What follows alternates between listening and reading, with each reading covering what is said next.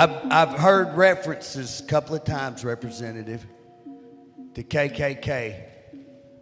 They're a terrible, everybody agrees on this floor that they have burned, that they have threatened, that they have destroyed. That's what they're famous for. Would you agree that when people burn, threaten, kill, intimidate, that they are a terrorist group and that Black Lives Matter meet that same description? I would agree.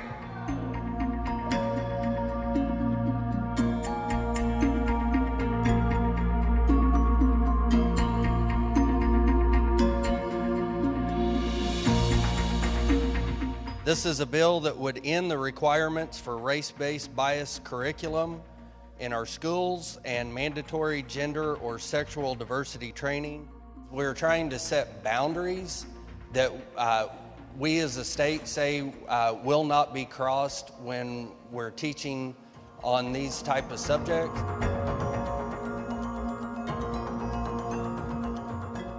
Let's shed light on critical race theory to show it for what it is, a complete deception that will absolutely destroy our nation.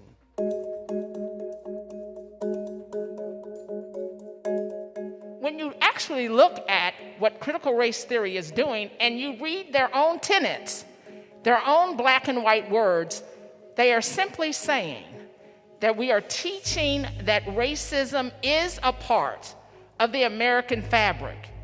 Who in this room would disagree with that? I believe that we were all elected to be here because of our diverse experiences, our diverse backgrounds, what we have gone through, who we represent, to all come to this place and share those experiences and have these diverse conversations so that we can make Oklahoma a better state.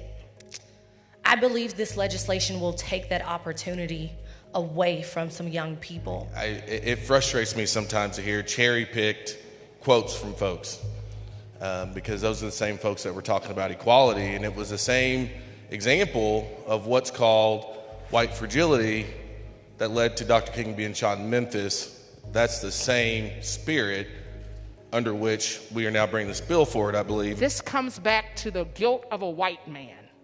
It comes down to the fact that a white man thinks that he's being made to feel guilty about something that happened hundreds of years ago.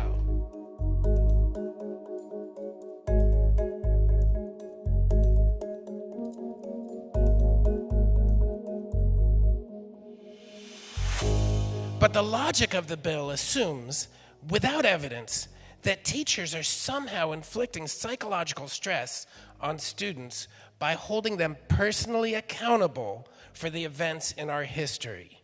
Now, the scariest language I have heard today came from the House author when he expressed concern that I will be made to feel guilty. Who dictates what happens inside another person's head? It's the individual who dictates whether they feel guilty or not.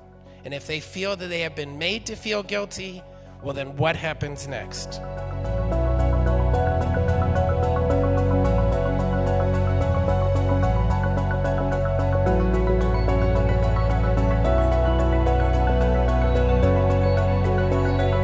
But when you look at this language, it says, hey, let's not teach our children that racism exists.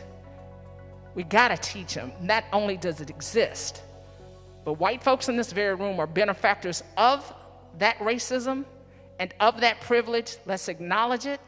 Let's move along further and faster. Vote no.